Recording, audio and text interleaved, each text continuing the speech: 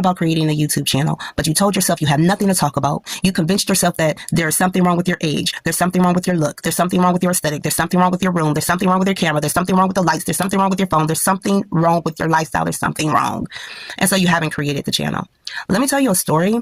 Hopefully after you hear this story, you'll forget about all that's wrong and you'll start to do what's right. I was watching a YouTube channel and a lady gave an example of what her life was like currently, like as she was telling the story. And she described her life as her Job era. Now, if you are not a person who knows anything about the Bible, you can Google Job tested by the devil, and you'll read a story of a man who lived a long time ago who went through an extremely difficult time. She described her life as likened to his life at that moment in time, just hard, difficult, wanting to get out of it, not knowing when it was going to be over.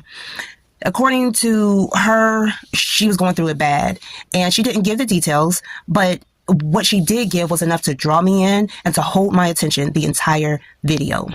Why? Because I finally found someone who put my experience into words to a certain extent. For her, it was therapeutic to talk it out. For me, it was therapeutic to listen to. I needed to hear the parts of the story that she was willing to share. And guess what? That video had over 96,000 views. Almost 100,000 people locked in on that video long enough for YouTube to count it as a view and as watch time. So even though she was going through her trials and tribulations, the experience was not wasted. She touched over 96,000 people's lives. So never think your story doesn't matter. And it doesn't have to be a sad song. It might be your experience in the kitchen. It might be your experience as a wife, as a homemaker. It might be your experience as a husband, as a provider. It might be your experience as a friend.